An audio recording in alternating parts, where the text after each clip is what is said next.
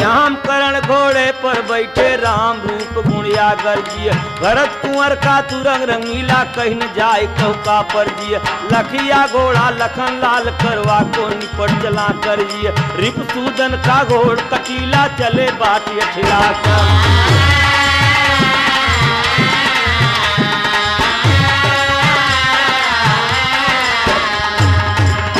चंचल घोड़ नचावत आवत चंचल घोड़ नचावत आवत